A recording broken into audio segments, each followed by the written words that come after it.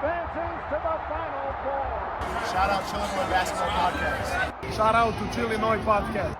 Shout out Chillinois Podcast. Shout out Chillinois Basketball, man. Welcome back to yet another episode of the Chillinois Basketball Podcast, Sweet 16 edition. The Illini will face Houston, the 2 seed in the South region, the Illini being the 3 seed in the South region. That game will be Thursday night at 9:05 p.m. on TBS. In what's already being called the best matchup of the Sweet 16, and if not the Sweet 16, potentially the entire tournament. I mean, people have said this could be a Final Four matchup. This could be a national championship matchup. Um, as a basketball fan, I'm extremely excited for this one. As an Illini fan, I'm extremely nervous for this one. Houston is a team that's had the Illini's number in the past couple of seasons. They did beat us in the 2022 NCAA tournament as a 5 seed. The Illini were a 4 seed. The RJ Melendez technical foul dunk for hanging on the rim still is on a lot of Illini fans' minds, especially when you talk about Houston. And when you bring up Kelvin Sampson, there's a lot of bad blood for older Illini fans there as well. So this is potentially an opportunity for the Illini to exercise a lot of demons on Thursday night, but they will be playing this game in Houston, so they should expect a pretty pro-Houston crowd in what a lot are saying will be almost a home environment for Houston. Off the bat, Noah, what are your thoughts on this one? I'm excited for this one, like I said, but I'm also extremely nervous at the moment. Yeah, I got my serious glasses on today because this game is very serious. And like you, I'm also nervous. But I've been watching a lot of videos online and they've been kind of putting me at ease. I'm not as nervous. And I picked Illinois in my bracket to win. Now I do have them losing to Florida, so obviously that's not going to happen. But this is a game that, you have flashbacks. You just know Kelvin Sampson teams are going to bring it, and they're tough. And that's one concern we've had with this Illinois team all year is, are they tough? And it's literally do or die. And I think they have been playing tough the last 2 games, which is very good. And I'm still riding with my Illini, but like you, I am extremely nervous. And of course, they had to make it the last game of the night, so we will know who we're going to be playing, whether it's Nebraska or Iowa. I obviously would probably prefer Iowa, but quite frankly, I think either team Illinois is a very good shot at beating. So I don't know if that puts more pressure on Illinois to win, or if it relaxes them and makes them think like, oh man, we're gonna play Iowa, like let's just win this game. I don't know. I'm just so nervous, and it's probably the biggest game of the tournament in terms of non-Final Four matchups. I think this will probably be even bigger than any of the Elite Eight matchups, just in terms of best offense versus, best defense. You could say, I don't know if they're actually the best defense this year, but historically they've been a killer defense. So it's going to be one of those games where I don't even know if I'm gonna watch the first half of it because I get so nervous watching these games, and I find I have to distract myself, and then I turn it on when it's crucial, and then of course, I go back and watch the highlights, but I'll probably be tuned in all the way for this one because I found when I tune in from the beginning, the team does well. The only game I tuned in all the way this year was the Purdue game, so pretty good start so far. I'm 1 for 1. And of course, like I tune in for those easy mid-major matchups, but this will be one that I got to tune in for, especially 9 p.m. I have no excuse. So it'll be one that if we win, holy moly, this season could go from a month ago, we're worried about, are we even going to make the round of 32 to we could, actually win a national championship. So it's exciting times. Yeah, it's quite the roller coaster of emotion to be an Illini fan because on this podcast, even we were talking about, gosh darn it, we're probably not even getting out of the second round at this point. I mean, it has been nearly 2 months since the Illini have beaten a top 40 team. So that stretch is still into play, and this Houston team is certainly a top 40 team. And Ken Palm, their offense, I believe they're top 10, and their defense is number 4 at the moment. So they're no slouch at all. They're also last year's national runner-up. If you remember correctly, they faced Florida in the national title game. They lost that game, but this is a very experienced Houston team, a very well-coached Houston team. And you said it earlier, this is a Houston team that's extremely physical. And in past games, when the Illini have played teams that are extremely physical, it hasn't always gone their way. I don't think I'd use the word physical to explain this Illini front court. They're very tall. They're certainly taller than Houston is. But we're going to see if they can match up physicality wise with JoJo Tugler, with Chris Sinak. They definitely have the height advantage, which I like. You laughing? Jojo Tugler sounds like Well, his name's Jojo Joseph, C. but he goes by JoJo. It sounds like Jojo Siwa's alter ego or something. Like when she gets drunk, she becomes Jojo JoJo Tugler. Tugler. No, dude, JoJo Tugler is scary, and he's got mutton chops as well. So I wouldn't want to mess around with him. He's 6'8", about 240 pounds. If we're just gonna go down the roster for Houston and give a little highlight on them, he's the first player I'd probably spotlight because he is a. Let me pull it up here. I think he's a junior, but I know he was on the team last year for sure. Everybody's talking about their freshman guard, Kingston Flemings, which is going to be an extraordinary matchup to watch. Kingston Flemings versus Keaton Wagler. If you're just a basketball fan, holy crap, are you in for a treat on Thursday night with this game? They also start Chris Sinak, who's their 6'11 freshman. He's not necessarily the most physical of their inside players. He's 6'11", but he's only on 240 pounds. So he's a little bit scrawny and skinny, but he has had some good games in the Big 12, but we'll get to that in a little bit. And then they're also starting Emmanuel Sharp, who's a 6'3", 205-pound guard. He's a senior as well. And then Milos Uzan. So they start two seniors, one junior, and then two freshmen. Not as experienced as some Kelvin Sampson teams have been in the past, but they do have that trio of Sharp, Uzan, and Tugler, who have all played the national championship before. So it's not like they're going to be scared. Like I said earlier, they're going to be in very much a home court environment, but um, there are some things that Houston does really well, but if you look at the things that Houston does really well, it almost plays into the Illini advantage or to the Illini's advantage in this game. So some things that Houston does really well. Houston hurts teams that are reliant on rim reliance. If they're a team that's only getting shots at the rim, they don't shoot the three at all. Houston takes advantage of those teams because they have really good interior defense. Now, the Illini are 15th nationally in three-point rate. So the Illini aren't necessarily a team that's relying on getting to the rim. I would ask Brad Underwood to have this team probably get to the rim a little bit more, but it's not something that they've made like their strength. It's not something they've made their backbone of their offense. So rim reliance, Houston usually hurts those teams, can punish those teams. The Illini are not necessarily one of those teams. Teams that are reliant on transition offense. Houston typically hurts those teams as well because Houston's extremely good on defense. They do a lot of two to the ball guarding. Illinois, though, is one of the slowest teams in the nation. So I'm not necessarily worried there as well. Houston takes advantage of teams that are dribble heavy on shots. So if you have a dribble heavy shot diet, like a team that just one-on-one hero ball the entire time, they hurt teams that do that because their one-on-one defense is extremely good as well. Now the Illini do have a tendency, if the shots aren't falling, to get into one-on-one ball. So I could see this game, if it gets to a 10 or 12 point lead for Houston, playing more into their favor because Kylan Boswell or Keaton Wagler are going to play a lot of hero ball. Um, but the Illini, if their offense is rolling, aren't a team that necessarily just relies on hero ball. So I'm not going to say the Illini are dribble heavy on a shot diet, or dribble heavy shot diet is not necessarily something I'd say the Illini have. Number three, I wrote down I want to point out here, I wrote a lot of notes. So just in case you guys are thinking I'm reading off something random. I wrote notes here for this one because it's important to me. Number three, lack of perimeter shooting. If you're a team that lacks perimeter shooting, Houston will take advantage of you for sure. The Illini are not necessarily a team that lacks perimeter shooting, though. They're 35th, 35% behind the arc on super high volume this season. You'd like to see that number be a little bit higher for a good three-point shooting team. But when you consider how many threes the Illini shoot, to shoot 35% is pretty damn good. Um, Houston takes advantage of teams that are poor defensive rebounding teams. I would not put the Illini in that category. The Illini have two elite two-way rebounding forwards in Tomislav Ivisic and David Mirkovic, and then they also send Jake Davis, Ben Humrickhouse, and Andrei Stojakovic to the offensive rebounding boards.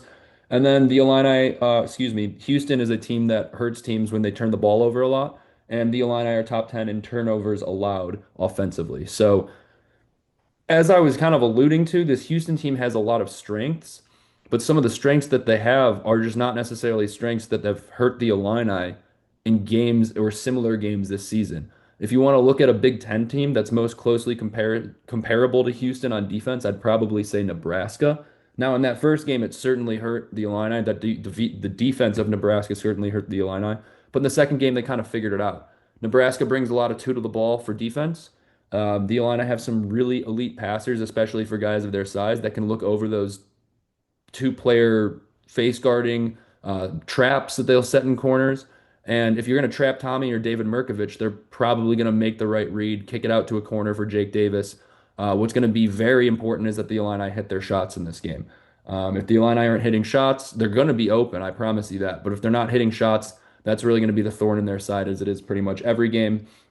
But Houston, outside of that ramble that I just went on, if you guys are still with me on any of after all of that, Houston is no slouch. That's the main point. They play extremely aggressive defense, probably even more so than VCU. So I think VCU was kind of a good warm up for the Illini because VCU also plays a lot of press defense, a lot of two to the ball defense. Houston does it even better. So we're going to see that in this game. The most important thing is, are the Illini players going to be ready to make the right reads? We've seen in past games they're extremely high IQ ball players, all five of them on the court at one time.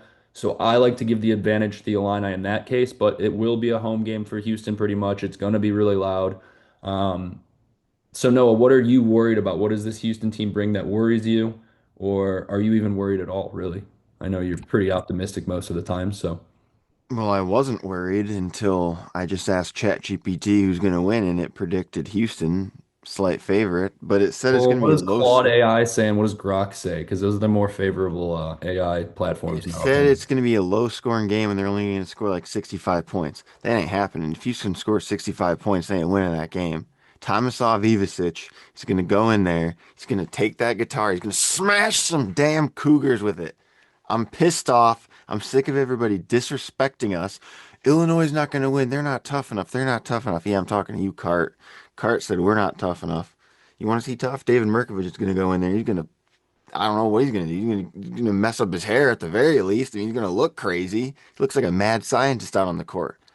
And I swear to you, Keaton Wagler is going to do something big in this tournament. He hasn't done anything yet. He's going to be a top 10 pick. He's got to have his big time March Madness moment. That's coming up soon. Like Greg predicted, you get Keaton to the second round, he'll get you to the third round. That's what he needs to do because if Keaton doesn't have a good performance, I don't think we can win this game. I mean, I think this defense is that good with Houston, where if you don't have everybody on at least their B plus, then you're not going to win. I mean, if you have everybody in their A game, I don't think Houston stands a chance. I really don't. They're not the same Houston team as before. They're not as good defensively. Offensively, they might be a little bit better, but Illinois can get into shootout. They're not worried about that. What I'm worried about if we go to overtime. If we go to overtime, I don't have faith in this team. I don't have any confidence, but maybe we rewrite the script and it's a new chapter. We turn the page and we win the game in overtime. That would be amazing. But it's one of these games where I just keep thinking about it in my head. In almost every scenario, I see Houston coming out on top, and I don't like that. And really, what goes on in my head is, it doesn't make any sense anyway, so I wouldn't go based off of that. But every time I think about this game, I just see it going the same way. It's just like what everybody's predicting. A dogfight. I don't see it being a blowout by any means. And I'm not predicting a Houston win. That is not what I'm doing. I'm just saying in my head, visually, when I close my eyes and I dream about this matchup, I just see the Sports Center. Houston, gets by Illinois to get to the Elite Eight. And, but we'll save my prediction for the end of the video, but I'm not getting good vibes from it. I need some sage. I need to do something because I'm thrown off right now. Maybe hold Babasic. We haven't seen him in a few videos, so Yeah. um, he might be back. He might make his return. Back to your point about Keaton Wagler, though, because it is true. While he's had some pretty quietly good games in the first two rounds, nothing like incredibly special from him. Nothing like Naismith award winning. Nothing like player of the tournament award winning. He hasn't had that performance yet, and I'm not saying it has to happen because I'm not necessarily saying the Illini are going to win the national title, but if the Illini were to win the national title, it's really hard for me to believe they make a March 6 game run all the way to the national title game without having that Keaton Wagler moment. And the thing about this game that kind of gives me hope that it might be the Keaton Wagler game, besides the last time we played, I mean, not the last time, but if you look at some of the bigger games that he's had, they were in road environments. You look at that Purdue game where he scored 46 points, and then you look at that second half he had at Nebraska. So Keaton Wagler doesn't seem to be phased by the moment. What I'm really looking for in this game from him is not a ton of scoring. Like obviously you want him to score 25, you want him to hit those step back threes that opens up a lot of the offense, but I'm just looking for him to make the right reads, the right decisions, because he's going to be the primary ball handler. You're going to have Kylan to help him out, obviously. But when they face guard and double team Keaton Wagler, we're going to have to see is he tough enough to pick the ball up? Well, hopefully Brad's telling him to not pick the ball up and dribble through the double team. But if he does pick the ball up, is he going to become a shell of himself and kind of let the bigger guards of Houston. I mean, he's taller than the most of the guards of Houston, but they're much stronger than him, obviously, in terms of weight. Is he going to shell up and let that happen to him and just turn the ball over, or is he going to look over those guards, make the right read, get the ball out of his hands? That's what I think the most important thing Keaton Wagler can do in this game is have 8 assists, have 9 assists, be the primary facilitator on offense, find the open guys in the corner. And once again, like I said before, it's going to be important that Jake Davis and Ben Hummerkaus are ready for this moment and hit those open shots because more than ever in this game, we're going to need them. If we don't hit those open shots, Houston's defense is doing everything they want to do. That's exactly what they're trying to eliminate. Not the open shots, but make you miss those open shots and then double team every time a guard has the ball. So we're going to see it's going to be really a battle of kind of an unstoppable force versus an immovable object in this one. Is the offense for the Illini going to outlast the defense for Houston or vice versa? But I think from Keaton Wagler, the most important thing is not him scoring 30 points, not him scoring 35 points, him making the right reads and kicking the ball to the corners at the right times. And then also he's going to have one or two of those insane Keaton Wagler plays where he takes the ball, um, he kind of takes initiative. He drives to the lane, maybe gets fouled, probably not because he's Keaton Wagler and he never gets fouled. But he has one or two of those Keaton Wagler plays every game where you're like, okay, that's our guy, and he's going to need to do that at least once or twice in this game. But other than that, I'm really looking for Mirkovic and Tomislav Ivicic. We're going to have to see big on big, and like I said, we have the height advantage in this one, but can we be tough enough to go up against JoJo Tugler and Chris Sinak? And other than that, they're not super tall. Their third guy off the bench for t in terms of height at least is he's a funny name. Khalifa Sacco. He plays like He has 14 a minutes funny a game. name. Is it JoJo Tugler? No, no, it's not JoJo Tugler. It's Khalifa Sacco. He's 6'11", but he only plays like 14 minutes a game. So if we can get their bigs into foul trouble early, their bigs being JoJo Tugler and Chris Sinak, if we can get them into foul trouble, I like our odds in this game. That's another important aspect of this game. If the refs let this game become just an absolute dogfight, which I never mind seeing. Like I love the fact that sometimes refs will hold their whistle, let it become an absolute bloodbath. If that happens, I would say advantage Houston. If they're going to call this game ticky-tack, which I don't think they will because it's going to be a home court advantage for Houston pretty much. But if they do call this game ticky-tack, I could see that going the Illini's way because Houston doesn't have the depth that the Illini have in terms of the front court. They also don't have the depth in terms of the backcourt either. They start or they don't start, but they play a lot of freshmen and sophomores off their bench. I would much prefer to have Andrei Stojakovic off my bench if I'm Houston and Kelvin Sampson. But let's get to MVPs and game predictions. I'm gonna do the same thing I always do when it's a nervous and scary game for myself. I'm not gonna make a game prediction because I would really hate for us to lose on a game prediction that I got wrong. But MVP, I'll start with that. I want to say that Chase got a haircut and he's like, "Do you think this is going to affect the outcome of the game?" I'm like, "Hell no, it's not going I to said, I affect asked you, it." I texted you, I said, did I fuck up? I got a haircut. And you said, I don't think your hair is important enough to matter. And I said, ouch. But now I know how my dad feels when I call him bald or when I call him bald. He's like, do you like my haircut? And I'm like, no, you're bald as hell. What are you talking about, I your was like, haircut? Keaton Wagler gets a haircut. That's a different story, bro. You're not Keaton, bro. Yeah, that's true. I'm not playing for the Illini, but MVP for this game from me. It's got to be one of the front court guys. I think it's got to be Tomislav or it's got to be David Mirkovic. If the Illini can offensive rebound more than Houston can defensive rebound, who aren't necessarily like a top tier defensive rebounding program, that gives another advantage to the Illini. That really breaks down the defensive schemes that Houston is trying to run. If they allow offensive rebounds, they can't get back into their defense because everybody's scrambling. Um, so I'm gonna go with Tomislav Ivicic in this one just because he's the veteran leader. I like David. I think he's going to have a really good game. David Mirkovic. But I think Tommy's going to be asked to step up. I mean, he had a good game against VCU. I just think it's going to be even better against Houston. Now, if it's a loss against Houston, I think he could have a piss poor performance. And we're all like, what the hell, Tommy? What was that? But I think if we were to win against Houston, it's going to be because Tomislav Ivicic has his like most outstanding performance of the season. And everybody's like, holy shit, where was this all year? And then we're riding high into the Elite Eight versus either Iowa or Nebraska or whichever team has more corn than us. But I'm going to go with one of the front court Neither of guys. them do, by the way. We Neither have the of them most do. corn. Yeah, but Tomislav Ivicic. And then as far as game prediction, I don't want to give a specific game prediction, but I will give some more stats as to why I think the Illini can win this one, just to give everybody a little bit more optimism if you're an Illini fan and you're watching this.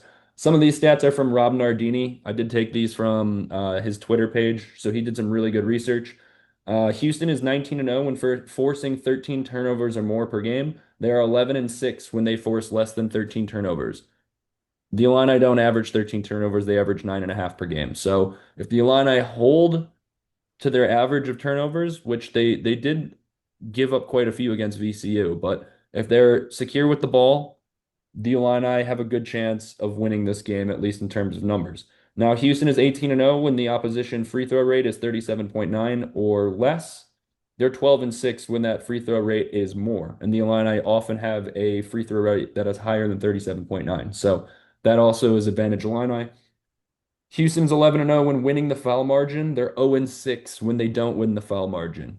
The Illini are notoriously a team that doesn't foul very often, so we could see this be a battle at the free throw line, which is the last stat here from Rob Nardini. 16-0 when the free throw made margin is higher for Houston, and they're 14-6 when they've lost that free throw made margin. So free throws are going to be a very important part of this game. I also want to point out Houston's defense is third best. I said fourth best, I think, earlier. They're third best in terms of KenPom. They fall to 45th against top 25 opponents in KenPom. So that defense that is so impressive has only been impressive against the bottom of the Big 12. And then when you look at some of the best offenses that Houston's faced, Arizona's number 4 in KenPom. They lost twice to Arizona. Illinois is number 2. They faced Iowa State, who's number 17. They lost that game. Texas Tech, who's number 14, who the Illini beat. They split that series against Texas Tech, who's 14th best in offense. Kansas, who's 59th, not very good on offense at all. They split that series. Tennessee, who the Illini faced and beat in a neutral court environment. 31st in offense, Tennessee is, and they lost that game against Tennessee. And then BYU, who's 13th. They did beat BYU twice. So that was the second best offense they faced all season. But nonetheless, when you put this Houston team up, their defense against really, really good offenses and offenses that aren't even as good as the Illini in terms of statistics, they don't tend to do so well. They're pretty much 50-50 split in those games. So not predicting an Illini win. I'm just saying if the Illini stick to what they do well, I think some of the advantages go into the Illini's favor. I did just close my big notebook because those are all the notes I have. So let's close that chapter. And Noah, you can give your predictions and MVP. Houston, more like Pooston. We're gonna shit on them fools.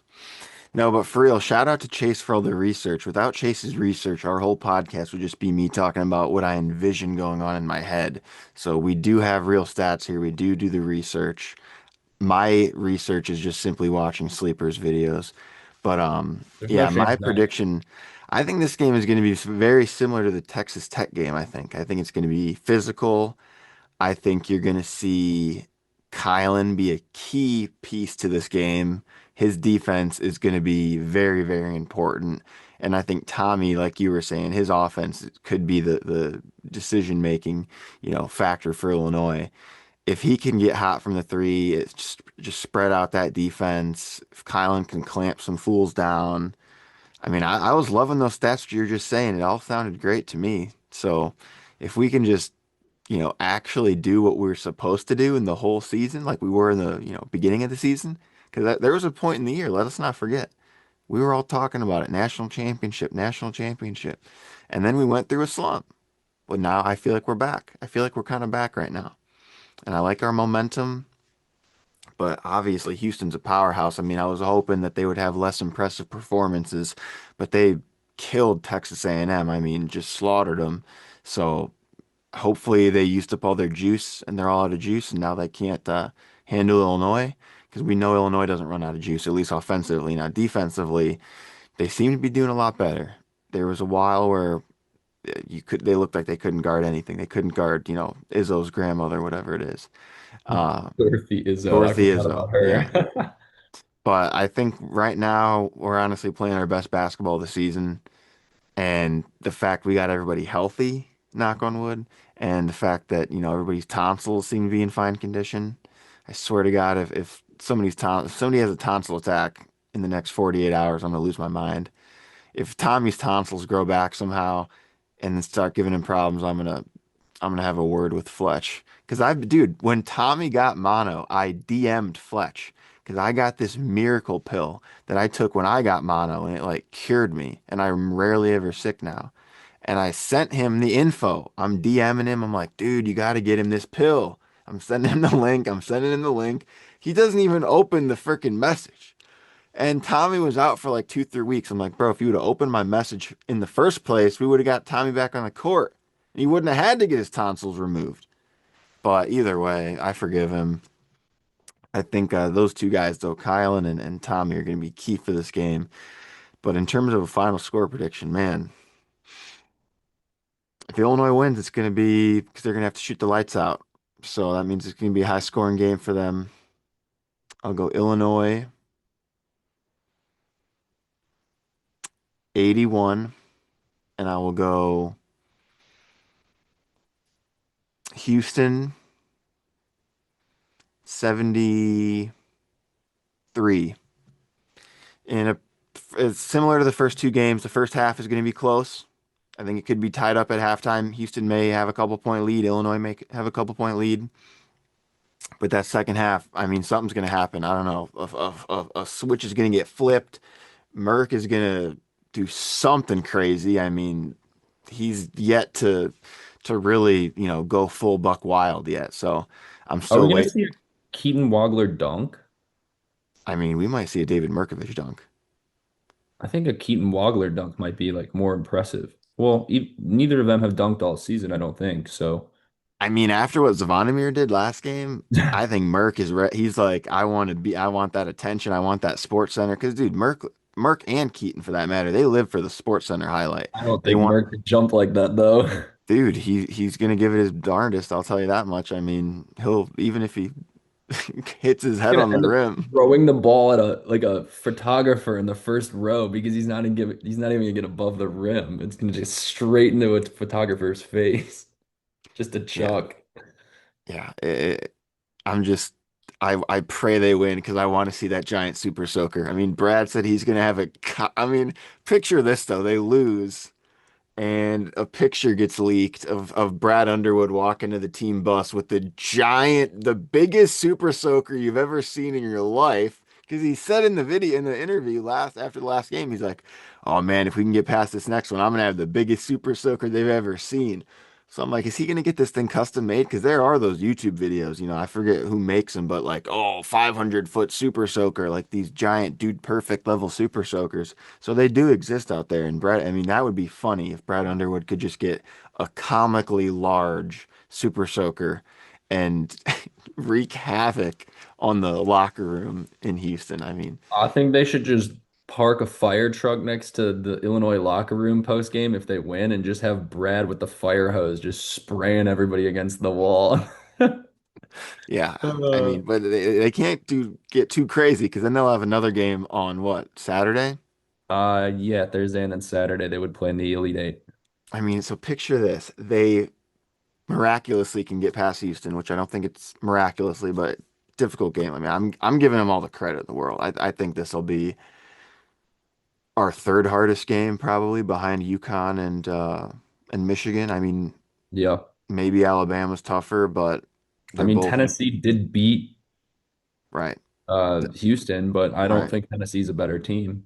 Well, and yeah, I mean Tennessee, they're they're still a really solid team. Oh, But and pretty- this is the thing though, is according to Sleeper's Media, and I haven't done any research myself, again, Houston hasn't played too many great offensive teams. So if that's the case, I mean, it's possible that they just get whiplash from all of our Balkan offense. I mean, they might not be able to handle it.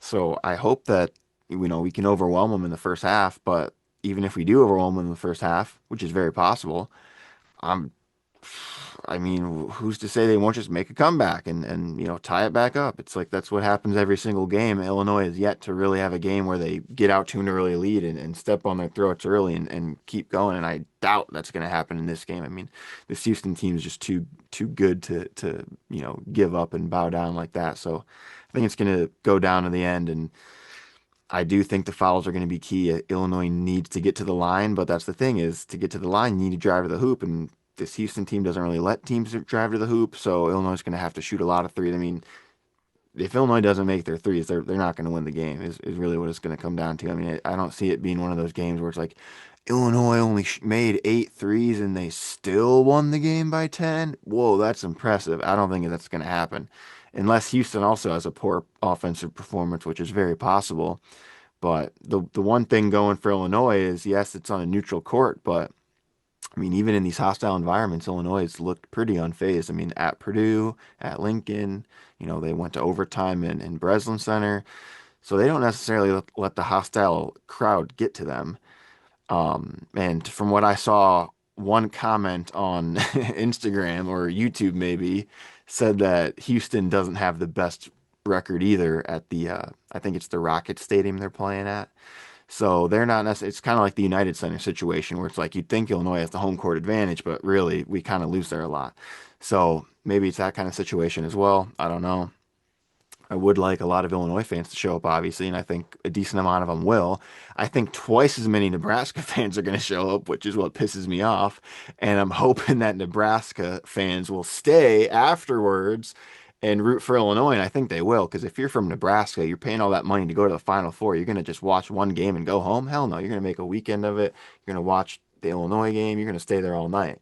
And hopefully Nebraska can win, and that'll give them even more reason to stick around and see who their opponent's going to be. And I know they're going to be rooting on for the Illini because Big Ten is like that. So it very well could be a good amount of Illinois fans there. And I don't know. I don't think that's really going to matter too much, though. These Balkans seem to, not let the pressure get to them in terms of the crowd. So it's going to be an incredible game. yeah, it's certainly going to be a fun one to watch. I'm all for the social media outreach to support the coalition between Iowa, Nebraska, and Illinois.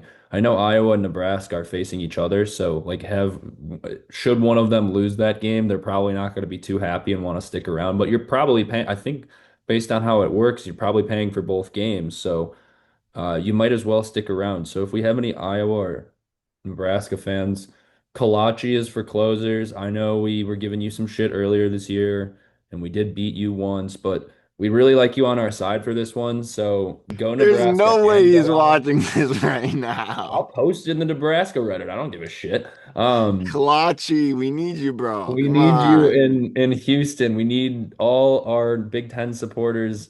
Even We're you, original bug. Yeah. Anybody who's a Big Ten fan, just get behind the Illini in this one. Go Iowa, go Nebraska. I know they're playing each other, but I'm rooting for both teams because we need your I'm rooting for support. Iowa because I'd rather play Iowa, damn it. I don't want to play that. Nebraska's I'm already ho beaten us. They've beaten us I'm just once this hoping year. both teams have fun in that game, okay? That's all I care about. I will say there's If quite the Iowa wins that game and gets to an Elite Eight with Ben McCollum first year, I mean, pretty talk impressive. about historic. I mean, that you're talking uh Kurt Signetti levels. I mean, that's Yeah, crazy. almost Kurt Signetti turnaround level. I saw a graphic today and it was like the ages of the Sweet 16 coaches. I did not know Ben McCollum's only 44. He looks so much older than that. Well, I saw a graphic that was ranking all the coaches in the Sweet 16, and they put Ben McCollum ahead of Brad Underwood, and it's like, whoa, Yeah, calm down. that was silly. He gets to one Sweet 16 on a lucky shot that realistically, I mean, that play reminded me of the Illinois game when Donovan Dent drove right down the fucking court and just laid it in with no time left. It's like, where was Florida's defense? What were they doing? I don't know, but. That I mean, nonetheless, congrats to Iowa. I mean, congrats to Nebraska too. I mean, it's historic for both programs. I mean, if Nebraska gets to the Elite Eight, then obviously that's their first time they've ever made it, and I mean, they're breaking records with every game they win at this point. And similar thing with Iowa. I mean, did Iowa ever get to even a Sweet 16 with Luka Garza, let alone an Elite Eight? No, but I think they've been to a Final Four before, so it's not their first time. But Yeah, I mean, either way, I mean, and the fact that, I mean, if you're going to have Illinois, realistically, when the game starts, they'll know who their opponent's going to be because I think that Iowa Nebraska game's at like 6 and the Illinois game's at like 9 or something like that. So they'll probably know who they're going to play. And either way, it's not going to matter because they know that they can beat Nebraska or Iowa. So you I hope mean, that that, you're gonna get both teams' best shot.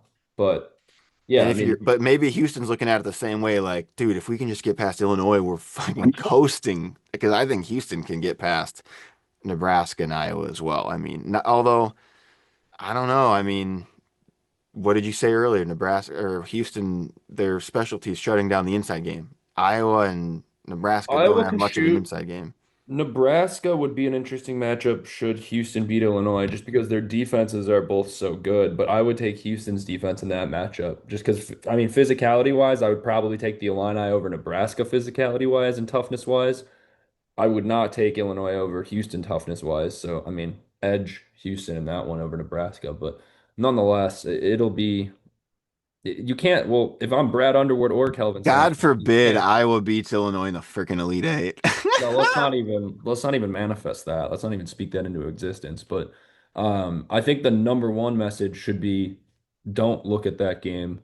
I'm not even sure if I'm Brad Underwood, I'd probably make all the team players, I'd make the whole team turn their phones in before the game, like 3 hours before the game.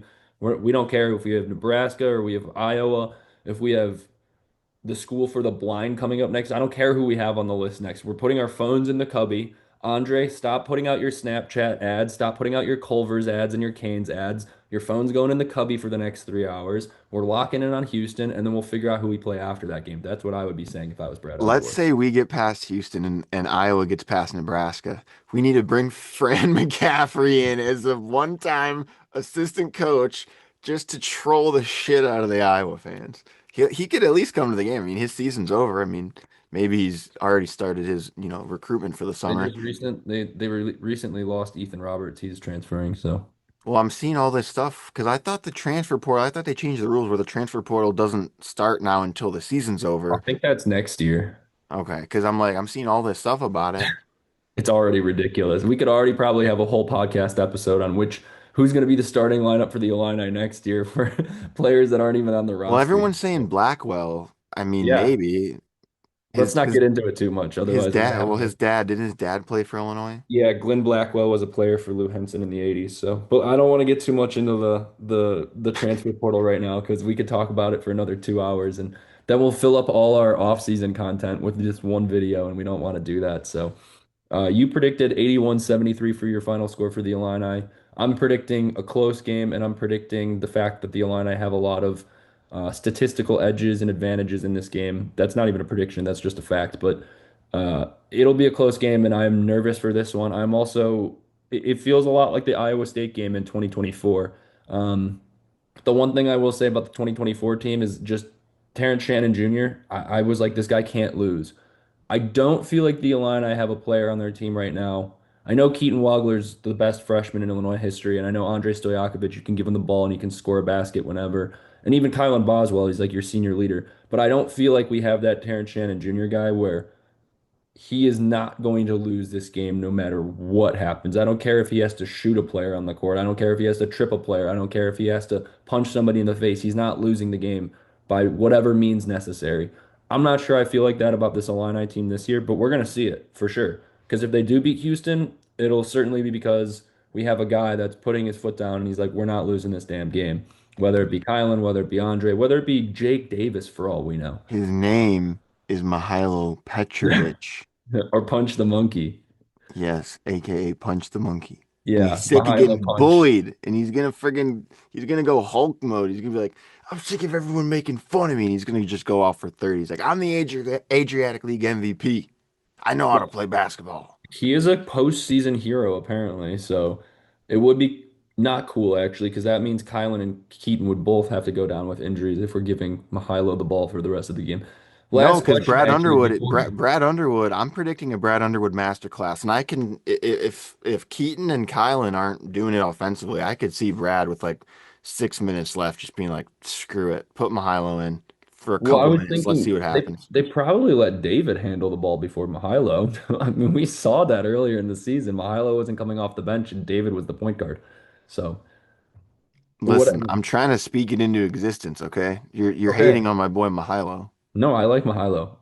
I don't hope he gets minutes, but I hope if he does get minutes, they're extremely productive, and he scores 15 points and has 9 assists, and then we're all like, who the hell is this guy? But 81-73 is your prediction. The Illini will face Houston in Houston on Thursday night at 9:05 p.m. If you're a Nebraska fan or you're an Iowa fan and you're listening to this podcast, please stick around for the later game and cheer for Illinois. That's all we can hope for, all we can ask for. And we're sorry if we've made fun of your teams earlier in this season. It wasn't personal, just because we have to dislike the other Big Ten teams until the NCAA tournament rolls around. And now that you guys are both in the Sweet 16, we're supporting both of you. So support the Illini as well. We all farm great corn.